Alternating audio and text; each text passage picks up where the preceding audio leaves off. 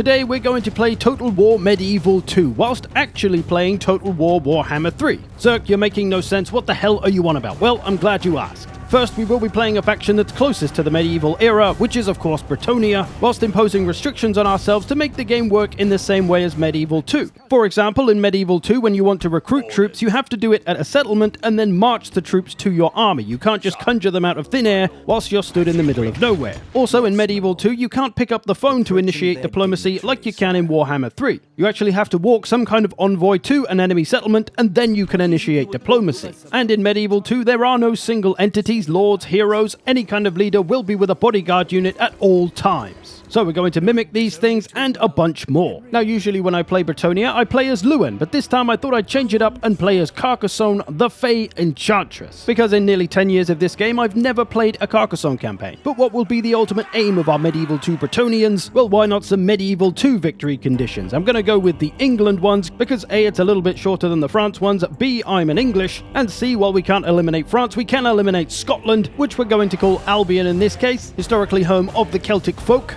Some might try to tell you that Ulth-1 is the UK of the old world, but I find this a detestable thought to be compared to an elf. Also, Albion geographically just makes more sense to be the UK because it's off the coast of all these European countries. France to the south, the Germans to the southeast, and the Scandinavians to the northeast. Also, Albion's full of horrible antisocial demons, so it doesn't really get any more Scotland than that. So limber up and get ready for Total War Warhammer Medieval 2-3. This campaign will be on very hard with a little bit of a stat boost. So we begin in the lovely French countryside, where I need to quickly check my army for any fantasy units because those aren't in Medieval 2. And no, we won't be using any magic either, so we don't have any fantasy units, but we do have a paladin hero, and we can't use him in the army because no single entities, those aren't in Medieval 2, so no thank you. We will use him around the campaign map like an agent though, as you can in Medieval 2, with things like assassination. Now I'm not sure you can assault units in Medieval 2, but assaulting units is just like a mass assassination, right? It's close enough, shut up. So marching on to our first enemy to take down, it's a lowly band of orcs that we are going to fight Medieval 2 style. That means not really using our lord unless we absolutely have to. She is of course 100% safe with a bodyguard unit of peasant mob, but she is our faction leader. We are going to be incredibly careful with her, as you would be in Medieval 2. You wouldn't send your king into battle unless you absolutely had to, because there's no wounding in Medieval 2. If your character dies, they die. Now, in case you were wondering why the Grail Guardians weren't guarding the Fae, that's because I need them to come and actually do some flanking. I had them hidden in the forest so that they could sneak up on the Doom Divers to get rid of them, and then deal with the missile units as well. And then they could bring in the Hammer and Anvil to support the front lines, good old Medieval 2 style, in their wedge formation as well. And with that, these heathens were destroyed. We were then free to push on to Brionne and take that, and now we were in business. I then realized that my paladin agent needed a renaming, so Louis de Malheur became Louis de Baguette, because apparently when I just name anything French, I put baguette in the name. At this point, I also decided it would be more Medieval 2 of me to not use my faction leader in my main army. So I replace her with a generic lord, Clovis le Chasseur. We'll change that name when he earns a new name. So he will lead our army, and the Fae will eventually, when I can afford it, just stay in Carcassonne Castle, and she'll only come out if she really needs to. Because as I say in Medieval 2, you want to keep your faction leader safe, rather than charging them around into all sorts of dangers. Doing this, however, now presents us with a very large problem that our one unit of Grail Guardians now costs 1.4 fucking K. The Fae had some traits to reduce that, and we can get that with Clovis, but we have to earn it. So for now, we got to disband the Grail Guardians because they're too damn expensive, but we're going to get working on our vows so that we can eventually get those strong cavalries. I'm also going to get rid of my trebuchet to save the money because the AI is pretty good at dodging it anyway. So for now, we're just going to have to recruit an army of mostly peasants. What could go wrong? I do manage to get a couple of units of cavalry, knights errant. They're not very good and very expensive, but they're better than nothing. So we're recruiting our army here. Remember, we can only do it in settlements or have the units carried to our army somehow. And adhering to our diplomacy rules, we can't just press 7 on the keyboard and start chatting to everyone. So I've sent Louis de Baguette to the Couronne region next to one of their settlements. Now I can interact with them and do diplomacy, where they want absolutely nothing to do with me, so this was a massive waste of time. Now the first big challenge we were going to need to overcome in this region was Grom and his greenskins. While they were warring with some other nearby French, I decided to go for the easy target of Aquitaine that they'd acquired, and I razed that bitch to the ground because I knew I wouldn't be able to hold on to it. And with that though, we got the blessing of the lady. Over the turn, I had Louis make an assassination attempt on a river troll hag, the Fishy Tiddlemuncher, a very sexually charged name if ever I've heard one. Now over the turn, it looked like Baston was going to come and take Aquitaine, so I stayed near them to support them while they did so, because they were at war with Grom, but now of course because I've declared war on Grom, they're not at war with him anymore, which I've now learned the hard way, so I'm going to be forced to retreat from this battle because, you know, we're Bretonia. And I think I now hold the record for the fastest losing of the Blessing of the Lady. What's more is I was forced to take an income hit for 10 turns, and to make matters even more fucking worse, the elves have moved in and taken Aquitaine. Now if wood elves weren't bad enough, high elves were trying to talk to me, but they were offering me trade agreements which I kinda needed, but I can't take them because we haven't done diplomacy properly by sending somebody there. I also had the same thing from Ivresse as well, and while it would be cheating to accept the trade agreements here, it was a little bit of a hack because now I know that they'll accept trade agreements, so I sent my boy Louis de Baguette over there to secure them. I then rushed my little French legs back towards Brion because oh scheisse, the greenskins are hot on my tail. Now in thousands of hours of this game, I've become pretty good at predicting which battles I can and can't win if I fight it. So when a Pyrrhic victory gets offered up for a battle I know I probably can't win if I fight it, you know I gotta take it. So I pretty much decided I'm gonna take the Pyrrhic victory, but I want to try and fight the battle because it's more entertaining for you. But yeah, Bretonia are absolutely god-awful. Their leadership doesn't allow them to hold for more than about a minute, and this is one of those exit to main menu situations. So we go again, and I do as I actually intended, to just take the Pyrrhic victory, because thank the lady if we didn't, this probably would have been the end of the campaign. Now with the main Greenskins army out the way, it looked like Baston might actually be dealing with the last one, and of course, just as it looks like one war's going to come to an end, another one must begin. So here comes Ikit to ruin the day. I also decided that with my Lord's skill points, I was only going to put a few into the red line just to buff up the troops a little bit, because in Medieval 2, you can build blacksmiths and stuff to improve your unit's weapons and armor, so I'll take a little bit of that, but only in the first half of the line. I'm not going to touch the second half of the line, and I'm not going to touch the yellow line to buff up the Lord himself. Now, while all this has been going on, my boy Louis has been going around looking for those trade agreements, and he's got one with Ivresse, as well as a defensive alliance, and calling them into the war against Grom. That's how desperate this campaign is getting. I'm having to ally with elves. I know. I'm ashamed. Now, another thing that's not very Medieval 2 is magic items and auxiliaries. So every now and again, I'm going to check my lords and heroes and try to take any of these off. I will forget or miss some every now and again because they get automatically applied. We've nearly got our first Knight's Vow done for Clovis though, so he'll be able to get some cheaper cav at least. And we've nearly got the Royal Stables constructed so we can get an actual good unit in some questing knights. I decide to push the assault now onto Massif Orcal, the main settlement of Grom, only to find Grom is not far from it himself. And would you believe it, he actually has an army it looks like I might be able to beat. Only joking, because of course over the turn he got his War, so now he's got a bunch of extra units, and once again I don't really trust my boys. So I'll take that Pyrrhic victory, but again I'm just going to try and fight it to see maybe I'm wrong. No, I wasn't. I was 100% correct. All those people that have been calling for a Bretonia update, I get it now. I understand. You're right. Look at this. Terrible. The French haven't retreated this quickly since 1940. Thus, alas, I must once again just take the auto-resolve on this. But thankfully, our vow is now done, so we can at least get some reasonably priced cavalry. And if we do the next one, defeating a Greenskins Lord, we can get some cheap questing knights, which is a game changer. Now, while I've fallen back to recruit some more troops, I noticed that Luen has moved in up north and taken out the Greenskins in this region. And now he's close enough once again for us to go and try diplomacy, and now we can start to actually get some relations with him. And over the turn, I get another wonderful decision to make. Do I want to increase the upkeep of my infantry or have them have less leadership? I'm pretty sure if I give them -8 leadership, they will have 0 leadership. Money's not too bad right now, so I guess we'll take the upkeep for 10 turns. Merde. Another thing I've been doing to keep it Medieval 2 is to not build garrison buildings. Because in Medieval 2 you don't get units that are just kind of always there as a garrison, they are just normal units, although you will get a few free, so if I want extra units for a garrison, I just have to build a little army. I also recruited myself another paladin to be a political envoy. I'm just going to have him run around the map trying to get trade agreements and whatnot, and it only seemed appropriate to call him Alistair the Message, because that sounded cooler than Messenger. And finally I can get questing knights and actually decent cavalry, so I'm going to get 3 units of those, even though they cost 825 each. I can just about manage while we take out Grom. So I move up to take on Massif Orcal, but there is a big Grom army there that does come at me, and once again I'm forced into this damn situation. I can get a Pyrrhic victory, I would like to fight it, but I know I'm probably not going to win. I think about giving it a try, but then I have a flashback to the previous battles, and I just go, nope, let's just take the Pyrrhic victory. I'm sorry, it's horrible, I know, but I'm 99% sure there's no way I win that fight. Clovis is now rewarded with a Royal Pegasus, which is of course a flying horse, and not very Medieval too, so we'll get him off that. Our questing knights got cheap deeper though, as we completed our vow to beat a Greenskins legendary lord, and now we can try to get the last one done. To do this, I need to beat another legendary lord of a certain type, and one of those options is Skaven, which is handy because there's shitloads of Skaven armies in my territory. Now looking at these armies, they're not too bad, a lot of Skaven slaves and clan rats, so let's go. Maybe a fight we can actually win. It does happen to be a choke point battle as well, with two massive bridges, which one I send my glorious cavalry across all together to flank, while the infantry of my army holds the bridge. They do catch a nuke in though, completely obliterating one of my peasant bowmen and nearly a unit of men-at-arms as well, apart from this absolute fucking Chad, the sole survivor of the blast. He's off home, gonna go tell his wife about his day. Susan, you will not believe what happened to me today.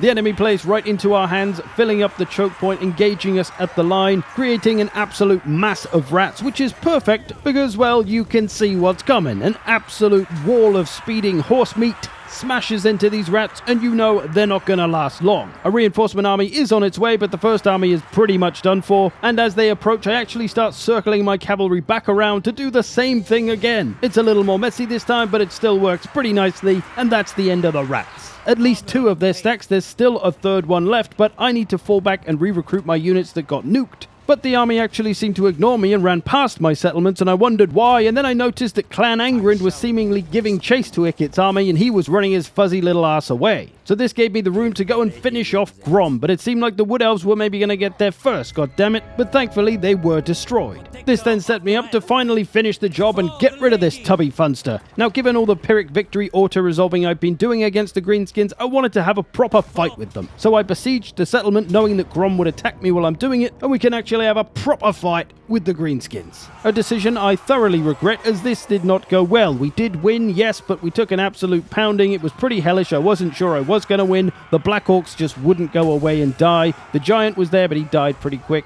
Grom took an absolute pounding because he regenerates. Overall, this was a pretty ugly grindfest battle in the trees, so it's not pretty to watch. Eventually, our boy Clovis did take down tons of fun, completing his final vow and getting the Greenskins done. At least nearly done. I just needed to finish off the settlement. The Wood Elves tried to sneak in and steal all the glory when there was only like a lord left. Cheeky bastards. But yeah, Greenskins finally sorted. The lady likes us again. Things are looking up. Now, with France mostly being controlled by the French, there isn't any settlements to take for us to get our victory conditions, so we're gonna go south instead, where there's beastmen and those damn stinking rats. I figured it was about time now as well to bring the Fae back onto the field and have us sit in Castle Carcassonne as a faction leader should. Now, I had Louis de Baguette scout ahead into the Estalia region to see what was going on, where we found Clan Angrind still chasing Ikit. Fantastic. Now, while all of this has been going on, I have had Alistair the Message running around Ulthuan, making trade agreements and some alliances, because we're gonna actually need these elves later. I then begin my push into the Beastmen-infested territory, going after Morgor himself. In this battle, we had a nice defensive hill position, so we made good use of that. First, though, we made even better use of our pointy cavalry wedges, hitting the enemy with a few charges, softening them up before they even got to our infantry, and when they did, after running uphill, they were fairly worn out, fairly battered from our cavalry, shot up from our missiles, and set up for some nice hammer and anvil, although it was uphill charges, which are a little lackluster. Clovis had been staying with his bodyguard unit, but eventually he got stuck in there trying to get rid of this Gorbel. They did have a few tougher monsters to deal with, but we had our anti-large cav on them, and then Clovis, who'd absolutely been bullying Morgor, puts him in the ground. So we managed to slay this Beastmen army, although I did manage to lose 2 units of questing knights. I'm not quite sure how the dick that happened, but there you go. It now felt like Clovis had earned himself a new name as he's slain Morgor and Grom, so he became Clovis le Slayer. Translation: Clovis the Slayer. We then finished off that army, and I wanted to take the nearby settlement, but I couldn't because there was a herd stone. So naturally, that was our next target, but I didn't like my chances in this fight, so I took the Pyrrhic victory. They got some Bestigor. We've lost a couple of units of cavalry. Let's just play it safe, although it's going to cost us another unit of cavalry here, but they suck anyway, so we can get some new ones. Scouting into the Skavenblight area, we can see Clan Angrind still stalking the rats. He's actually been doing us a huge favor keeping them over there, although not keeping all of them over there. As I move to take Margarita, I find Ikit's army itself right there, and it might have some actual danger to it, so we're going to be cautious of that. I'm going to fall back into the settlement we just took, but that's not going to stop the ratty bastard from coming after us, so here we go. No auto-resolving our way out of this one. Now, I played it cool at first, falling back to make the enemy come to me. The enemy army used that Total War AI to its finest, dropping a nuke on one of my peasant mob. So many dead peasants, but once again with a sole survivor. If this guy had a wife, he would be going home to tell her all about it. Now the reason I was staying back and playing it cool is because I wanted the enemy army to push forward while their artillery stayed back firing, so we could separate them from the army and deal with them. Once there was enough of a gap, I brought out my cavalry hidden in the trees and went after them. We even found a fancy unit of rattling gunners to mow down on the way as well, so we taken care of some of their strongest range capabilities nice and early. Up on the front line it was a lot of storm vermin, so tough for my infantry to deal with, especially as there was death globe and poison wind globadiers around, so my cavalry had to come over and try to disrupt those as much as possible while still trying to finish off the artillery. We did manage to get some halberds onto Ikit, who are great for their armor piercing damage and anti-large, so they should deal with him. The missile units kept coming back though, which meant my cavalry was staying busy the whole time. Everything was very spread out, so I didn't really get to actually use them to help the front line, which is what I intended. Some nice hammer and anvil across all of this front line, which I thought would be doomed without the support of the cavalry, but it turns out the missiles are the MVP of this fight. They've got nearly 1,000 damage on some of those just from blasting away at those chunky rats. So with the power of Peasant Bow, we managed to survive this one. This also completed Clovis's vow, so now he can get all kinds of cavalry for cheap.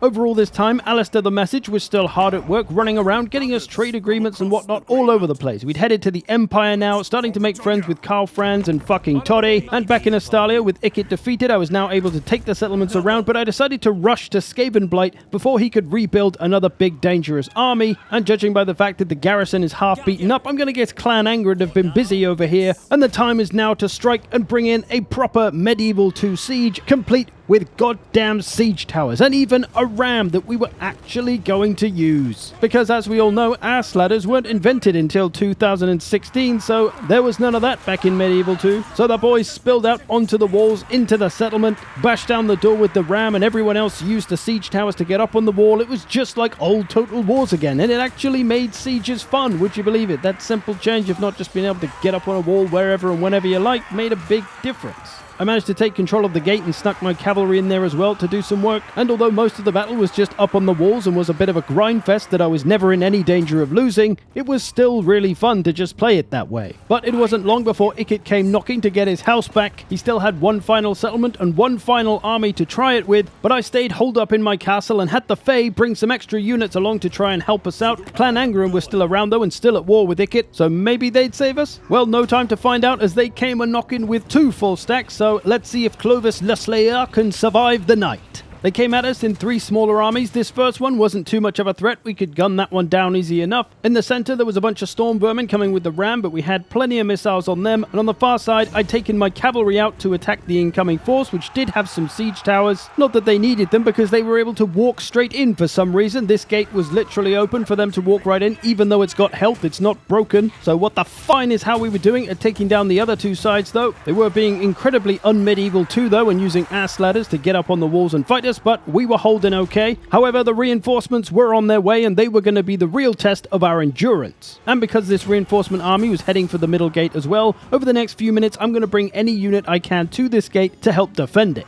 Once again, I managed to get some halberds on Ikit, so they were going to mess him up pretty nicely. Now, I'd had my cavalry cycle charging and trying to wear down that cheating side that hacked through the door, so eventually we got rid of them for the most part. But as they were cheating, I figured I'd cheat a little bit too and go a little bit un-medieval too, having Clovis run around by himself, but only to finish off Ikit. The AI goes big brain once again with its nuke, dropping it on the single entity Clovis, but luckily he's Clovis Le fucking Slayer, so he just brushes off the radiation and gets back to the fight. I'm pretty sure that's how radiation works. That reinforcement army is pushing in hard though. The favor bar is not in our favor, so things are looking a little bit dicey. Luckily, I've got my best men on it, my peasant bowmen absolutely blasting away.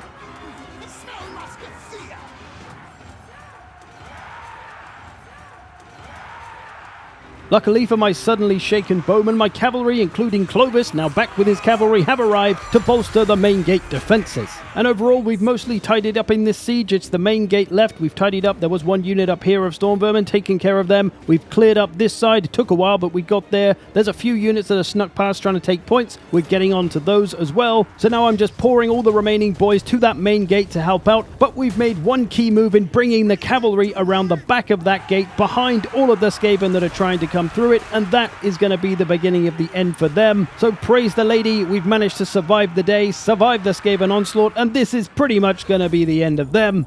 Although shout out to Clan Angrid who beat the living shit out of the Skaven before we got there and are even here to help us now with this final battle. And Clan Skryre truly destroyed now, and Clovis Le Slayer has become Clovis Le Slayer Master. Because I can't fit a D on the end, I've reached the character limit, but I think it sounds more French anyway, it's fine. And with that, we've now conquered 1, 2, 3, 4, 5, 6, 7, 8, 9 settlements of the 15 we need to claim our medieval victory, right after we take on Albion. But before we head over there, I recruited a couple of damsels because I wanted to convert the religion from chaos to untainted. Because converting religion is a very medieval 2 thing to do. But whoa, when I get there, Luen's boys are trying to take it for themselves. But lucky for me, over the turn those 3 armies have disappeared and there's nothing left but a slightly beaten up chaos army in Konkata. And with this failure, Pope Luen is absolutely furious and he calls a crusade on Konkata, which luckily I take up on myself to organize, going around, and yes, I had to make friends with elves for this, so that I could organize them and give them war targets of Konkata. So the crusade was on and we were ready to go, just needed to finish our big army with some holy troops, which was battle pilgrims. That's the best I could do, alright? We then headed north and took to the oceans to sail for Albion. We arrived on the southern shore of the Isle of Wights, looking to take that first and then push north, but oh merde! Local Scotsman Bellacourt came after us with a actually pretty small army, although there was a few strong units in there and Bellacourt himself, but I made sure to make them feel the full force of our Grail Knight power. The Rotting Knights here, one of the most dangerous units in their army, we're getting them done early. Bellacourt dives in after some of our peasant bows, but we got some halberds there to deal with him, and our front line just needs to hold on for a little while so we can set up some big cav flankage. And once our Grail Knights are done with all the units on the flank, in they come to support the front line. The anti-large Grail Knights getting after all the large, dealing with those no problem. And then I had all of my cav just descend on Bellacourt and absolutely surround him and stab him to death British style, with the help of our boy Clovis Le Slayer Bastard. And with that, this foul Scotsman was done. Over the next turn, I declared war on Norska and took the Isle of Wights. As I was preparing to attack Konkata, I noticed how much religious conversion my damsels had been doing. They'd nearly got the chaos corruption down to 50, and that was actually pretty helpful. Over the turns, it looked like my crusade, Pope Luen's crusade, was actually working. So I get to besieging Konkata, which does have a pretty beefy army there, a lot of chosen. And as I'm taking the turns to build siege equipment, more armies are arriving. And it didn't stop. More armies kept arriving. Needless to say, I think the crusade was going to be a success. So in we went with all of our cavalry and all of our siege towers to get our boys on the walls. We were ready to go, and the enemy was nowhere to be seen. Apparently they weren't too fussed about defending this side of the wall. Either they were extremely confident or extremely stupid. They were all in the center for some reason, so we casually got over the walls and through the door, and eventually the enemy realized, oh hey, we should probably defend this place. The reinforcements arrived with many a dragon all over the place, and yeah, this battle was a bit of a mess. Eventually though, we put down Bellacourt once again and hammer and anviled the remainder of his troops. And with that, Konkata was ours and the crusade was a success. Pope Luen was thrilled. Fantastique!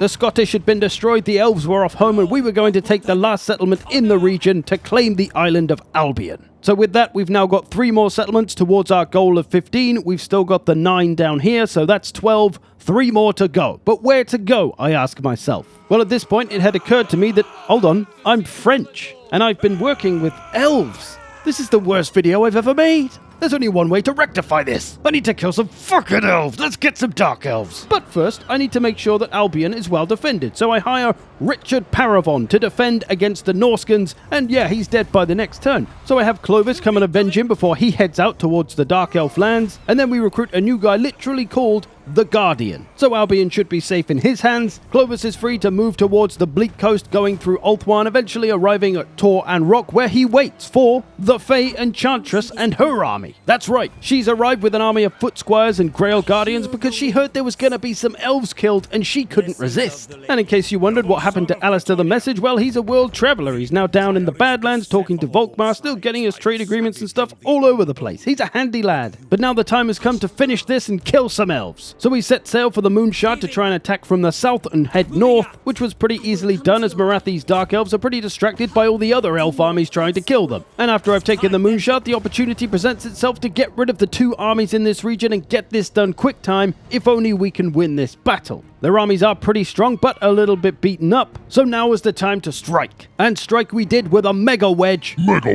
of cavalry, all pointed and aimed at those filthy elves. Our infantry was trying to bait them into coming into fight in the water, but they weren't having it. So I had the mega wedge descend on them in absolute fury. They came in heavy from our flanking side, so we pulled a lot of their attention over there and just got absolutely stuck into whatever the hell was in our way. We had Grail Guardians, Grail Knights, some questing knights, all of Bretonia's finest, and we started to flank around towards that infantry-focused front line that was attacking our infantry over here, and it was just an absolute ruckus all over the gaff. The Fae had been keeping it Medieval 2, staying out of the battle despite constantly being Spirit Leech spammed, but eventually enough was enough, and in she went with her bodyguard unit to get rid of one of the nearby lords. She wasn't afraid to get into the thick of it with arrows in her hair like a real leader, and gradually all the boys just pressed on, getting the work done slowly but surely, taking a pounding themselves in the process. And of course our boy Clovis had been beating the absolute tits off of Marathi, although she did get lucky and managed to escape just with a little nick of health. Ultimately, many French died, many elves died. It felt much more like one of my videos, thank God.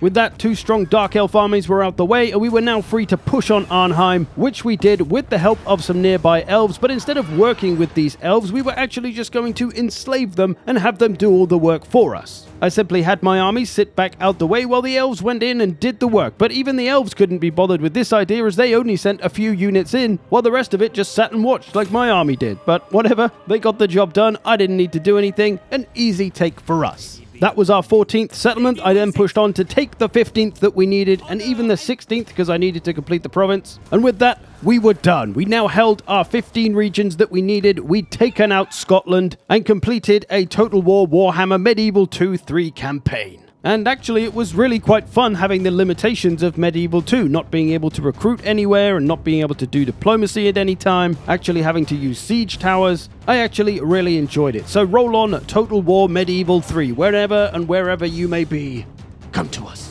But there we go. I hope you've enjoyed this. Thanks for watching. Do consider supporting the channel through YouTube memberships and Patreons if you so wish. I am avoiding doing sponsored ads this year, those integrated ones in the middle of videos. You won't see them this year. This is of course a financial hit to me, but it makes the content more enjoyable for you, so that's the intention. If you'd like to support that, it would be much appreciated. Otherwise, thank you. I will see you in the future.